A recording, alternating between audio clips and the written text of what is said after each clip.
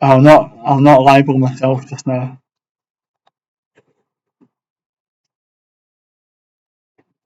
Right, so in this part of the lecture, we won't cover all of this in this section.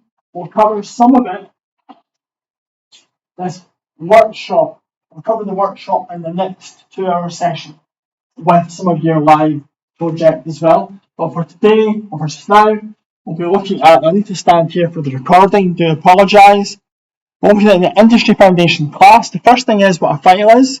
Then it will be BIM in accordance with BSEN ISO 19650. So it used to be BIM level 1, BIM level 2. We don't call it that anymore. We actually call it BIM in accordance with BSEN ISO. It's even more of a mouthful, right? Because BIM level 3 was never going to happen. It still won't happen. I'm sure you've been taught BIM before and they've talked about BIM levels, right? We don't talk about that anymore. It's just BIM in accordance with that standard. Now, if BS is just the British version, so it'll be FE for French, or German is DE, sorry. But it's the same, it's a European standard for BIM. IFC element classification, we'll be talking about that. We'll be talking about the previous classifications and the current new ones, which is IFC4, and the component naming conventions. And then once we've done that, which is more relevant for you, is what will we be adopting as our BIM protocol? First of all, IFC Foundation class file is essentially an output. It's an actual physical file with a .ifc at the end of it. There's many software platforms out there available. We've got things like Trimble. Trimble are leaders in BIM technology in some areas. I know you're ATs, which means you're thinking about the initial design. But when you come to do manufacturer drawings or detailed drawings, they've got technical structures. More simplistic stuff, they've got SketchUp Pro. Autodesk, they bought Revit a long time ago. Revit wasn't originally theirs, but that then kicked the ball rolling for BIM, to be honest. They've got Navisworks, which is really quite nice. Bentley, MicroStation, ArchiCAD. That's just for Oliver. No, Vectorworks. Oh, is it? Oh, sorry. Yes. I thought of you if I put that in. I apologise. I've not put Vectorworks in. Oops. But there's a lot more than just what I'm showing here. There's SolidWorks as well. Right. There's different file formats, DWG, RVP, RFA for Revit. Navisworks has got theirs. Bentley's got DNG. SolidWorks has got essentially that. SketchUp's got SKP. I never put down what ArchiCAD or Technical Structures has because I couldn't remember and I couldn't be bothered wasting time to find it, to be truthful. Now, the problems are if you import data from one platform to another. For example, importing Revit into SketchUp is totally pointless. It's absolutely horrendous. And it's getting better, but Revit is a total mess when it comes to how it does solids. And putting SketchUp into Revit, it's a total mess. Right? Genuinely, we've tried it. And I got a friend to help me out the other day there. He just done me some simple objects. So if we compare it to this, what happens if you open a Microsoft Word document in Excel? What do you get? You get a file format is not valid. 1 second. Can you find it? No, we're just checking the rules because we need for a class test for the students, so it's all fine. Yeah, you're not getting to discussing. Sorry, what I'm checking. You're doing class tests. Not now, no. This is no. We have to chat about what I have to do. Yeah. Right. So essentially, a file not valid format. However, if you want to bring a Microsoft Word document into Excel, there are ways to do it. One way to do it is XPS file, and you can bring it in, but you lose some of the formatting. It's not quite as pretty as it once was. Another example would be, this is actually an output from a BIM project I'm doing at the moment. We've actually got a nice BIM project, and we've got a really, you've seen it actually, you've seen it a long time ago. It's a design decision making tool. So the output from that, I've cleaned up the data, I've color coordinated it, I've made pretty little pictures, right? But I can export that to Kobe if I want. All the original data is still there, nothing's lost. Wait a minute. It's no longer as pretty as it used to be. It's not color coordinated, and it's not nowhere near as easy to read. And I've lost all my pretty pictures. But the data's there, however, it's not as easy to read. So there is a loss of information. There absolutely is. Similar thing, what I'm going to say here is, have a look at these slides afterwards and read this at your own leisure later on. I'm not going to read this out for you, but this is more about what the IFC is intended for. Right? It's an exchange protocol. There's 150 software applications, hence why Navis works. Now, what do I need? Vectorworks. I forgot. Oops. And you even told me that as well. I should put it in. I'll do it for next time. Vectorworks. So 150 applications out there that all comply with IFC. If your software that you've got does not do IFC, you cannot call it BIM. For it to be called the BIM platform, it has to be IFC compatible. And it's a two-way thing. However, it's not quite. There are some problems with IFC.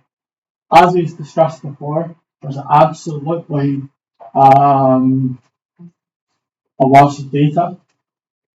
Now, you didn't import an IFC from me, you imported a SketchUp file from me. If you imported the IFC from me, however, it would still be the same problem. Do you know why? Because I've never done a proper SketchUp model with solids. All I've done, there are some solids there actually, but all I have done was a framework of the inside of the building. So I wasn't focused on the outside of the building. So it's a framework. So it would have been a similar problem. However, if it had been a proper, like the ones later on at the end of this, when you're all in SketchUp, and the import them as IFC, it might be a bit easier for you, potentially. But there'll still be a loss of data, that's what I'm saying. So therefore, IFC is thought of as a PDF. Right. Think of it as a Word document PDF. It's not meant for you to edit. I now know we can edit PDFs, I know. But they're not designed for you to edit. They're designed for you to give to you a look at and then give feedback, but not for you to edit and pretend it's yours. Right. The reference file. Yeah, so it's mainly a reference file. And we use IFC all the time. IFC is also a smaller file format than the native formats in Revit or SketchUp as well. Right. Industry Foundation class, BIM in accordance with BSVN, blah blah blah. Years ago we'd call it BIM level 2, we'd call it, but we now just refer to it as this. The jokes behind that is BIM level 3 is the much talked about new BIM level. It's still never happened because of things we just talked about. I'm not boring you with that. So the naming convention for IFC, and this is just a naming convention just for the file name, the actual file that you have your Revit file in. That's not just for your Revit file, it's for all the other multitudes. So you're doing big, what are you doing? Residential. Well, it's residential, so it's still fairly small then. It's big sites. Yeah, it's Are you using BIM on this site? Interesting. Which company is that? it's going to be BT Livery. The practice. BPT Livery. Right, so you use the builders or you use architects? No, architects. Oh, right, okay, right. So I don't know many house builders using BIM. I don't know any using BIM. Like 0. Like not even $1. Interesting. Oh, I'll have a chat afterwards. But so the file naming convention based on this. Now I'll hit it up now for you, just to show what I'm talking about. And this is a website of Scottish Futures Trust. So that's an explanation of that, and each of that gets broken down. We're not going into too much detail on this just now, we will do later on. But you can see that it's a big undertaking, and it's not until you've worked using saving files under this format, and for you to be compliant with the BIM protocol, you'll have to have all your files named and using this system, or I'll come to that in a minute.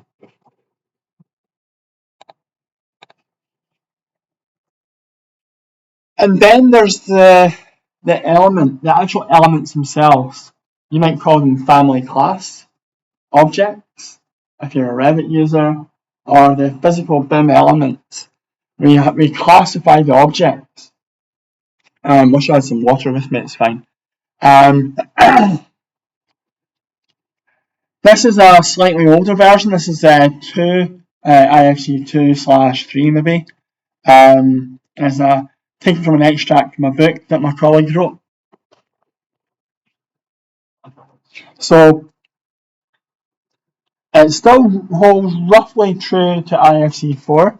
So a staircase being an element, classification, IFC stair, and so forth. Now, what we'll be using is IFC 4, and we will be using that whether in Revit or SketchUp. I don't care, we'll have to use all the same, right? And so there's 2 lists. One is a simplified list, and so we can see in the simplified list, there isn't that many things to choose from. Okay, so if we've got a timber frame wall, you get the vertical studs, they would just become columns. So the vertical studs become a column, the bottom rail and top rail and the OSB sheathing, they would just become members. The completed wall, the actual completed wall panel, sorry, not the wall panel, and the wall can be made up of multiple panels. So for your example, if you want to off-site manufacture your building, you would have multiple, say a wall made up of small panels which you walk through and carry into the building, which make up a whole wall panel. So each panel could be a plate, and the completed collection of panels together would then become an IFC wall. Wall number 1 and wall number 2, or north, south, east, west, whatever your naming convention allows for. However, we've also got the full list for IFC 4. I didn't want to type all of this out for you, and I'm going to suggest we keep it simple. We will probably just go with our simplified list. Not probably, I think we should. We'll discuss that in the second part of today. And you can see there are 653 entries. I'll just make it very fast.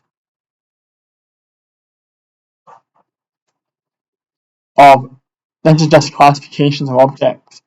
So depending upon your project, if you need to classify things, there's a lot to pick from, right? So we're just trying to teach the basics of it, because by the time you get into a new practice that is actually using BIM already, they'll have already set up systems in place, and they'll have defined how they want to do it. So we'll stick with the simplify because it's easier. This is maybe a bit too much. So essentially, we'll stick to that. And we'll do examples of what that actually means. I'm assuming all but one person's using Revit. There's one other person using Revit, but I don't think they're here just now. Right. So, okay, component naming convention. Now, you're using BIM, you say. So, don't do me a favour. Do me a big favour. I've asked so many people, and I've only had a couple give me ENU data so far. 2 companies have given me data. See for next week. Could you get me a copy of what I'm about to show you for your company? It's public domain, no, we can have it, okay? Because it should be public domain, but not public domain. It should be shareable. It's not sensitive. It's information that you share with all of your people that you work with, i.e. other companies. It's just a naming convention. It's really nice to see how your naming convention differs from other people's. I'm going to show you some examples today of different naming conventions, then we'll have to design our own. Now, if you've already got one, I'd love to see it. Maybe ask for permission first. Right. So let's have a look at some examples. So this is the actual component. So it could be a Revit, it could be a family member, or it would be a physical object, a beam and a column. This is a 3-part component done for a very, very, very small building, garden office. Right. They've got the location, building element, building and number, the number of the element. That's it. That's what they've got. It's very, very simple. I would suggest what we want is a bit more sophisticated than that. You can see that you've got things like location. I said location can be foundation, subfloor, floor, wall, roof, and so forth.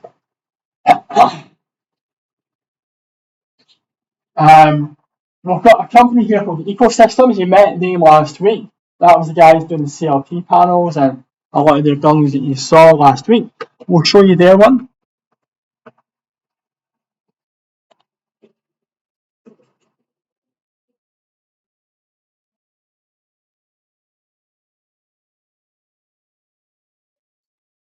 This is actually pretty horrendous. The company you saw last week that I'm talking about now, they make CLT and GLT, and they have to name, codify things, and their coding system for their objects got very, very complex. We've got region, job number, sorry? I'm saying, I've seen this used in the past, that's why I was asking you to use it. Used to, but not anymore. Yeah. This is a more updated version, I suppose. Yeah. You can see their coding system. I'm not going to go into too much detail, but it gets quite complex. They even put an example down at the bottom of what it means. There's one there. Actually, that's not a true. That there's. I double checked it. It's not quite. So that there doesn't actually mean that. That's just a long version of what it might have meant. That LA003 is actually labour, and it's semi-skilled operatives. That's what they're talking about there. It's not what they said here.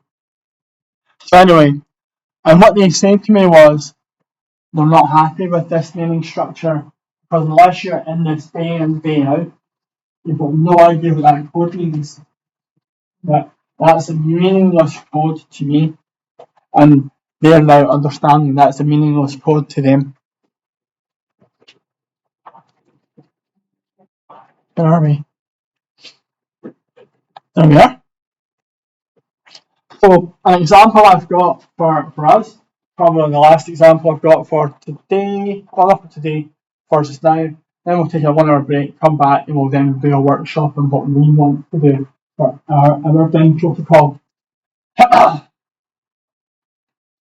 So the example I'm going to show you today, example number 3, as there's 2 examples there.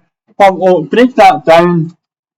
The first part, can you read that? Is it too small? Is that legible? In the back, yeah, is that legible, yeah? Cool, right, awesome. So the first component, there's 7 components in my one, is the building. It would be 2 letters to identify the client.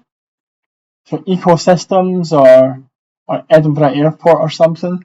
And then 2 numbers to identify the project number for that client. The second part would be the location. Now, this is up for debate. Oh, all of it's up for debate actually, all of it. I had level 0, data. Level 1, substructure, superstructure, insulation, skin cladding, systems. Oliver and I have already discussed this. And we already think this needs to change for our class. This is not suitable, I don't think. And then the next part is the level. This could be ground floor, first floor. It could be mezzanine or multiple levels. So if it's mezzanine, I have to add in a new code there. And then there's materials. It could be timber, TIM, CLT, NLT, PVC, GLTP, and so forth. I'm just trying to make it, or I was trying to make it just recognizable and not just numbers. And type could be a wall, floor, window, could be whatever. And then a sub or a product code. So Velux could be. And then there's the definiter. So it could be Velux and then it could be XYZ part number from Velux catalog perhaps. And so here's an example here of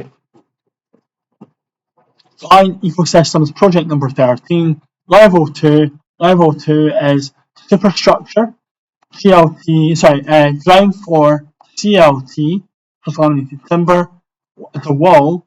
It's on the north elevation, and that's wall number 1 on the north elevation. So that's one way that it could be codified. Another example could be same client, level 4 is skin cladding or interior. Ground floor, PVC material, and it's a window, it's a Velux. Well, actually, Velux don't make windows, do they? Velux make roof lights, do they not? Roof windows. Yeah. PVC. And they're not PVC. See, my example was totally wrong. So that could be tree shaft. So it could be tree shaft, timber, not PVC. Or it could be Nordan. Nordan is timber with aluminium covered windows. Yeah, so my example is not the best. So what we want to do after a break, we're going to take a break tonight actually. We're going to look at what the deliverables are for your course for this module. Now we know that 80% comes from your physical hand-in and 20% comes from your 10-minute presentation. That's your overall 100% for this module. So we have to take it really seriously. But your hand-in's not a wee coursework. Your hand-in's 80%. Yeah, so it's not a small Mickey Mouse thing. It has to go in. Now you realise now it's not so much about having a beautiful design, having you doing all your other modules. This is more about the data management and how we do it.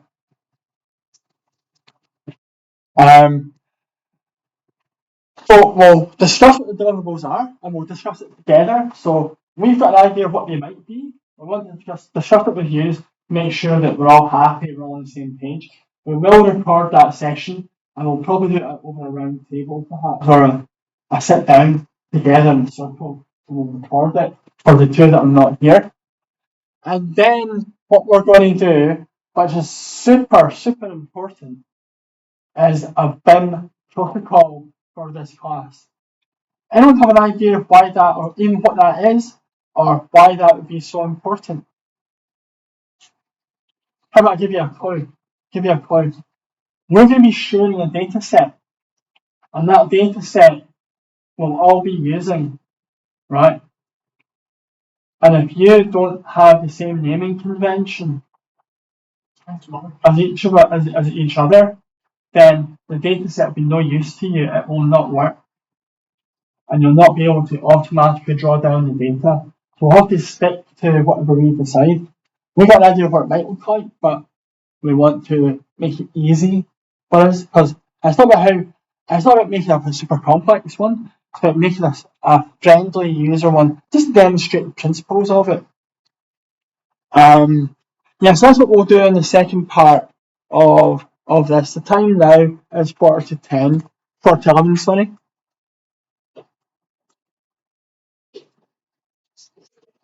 I'll stop recording just now.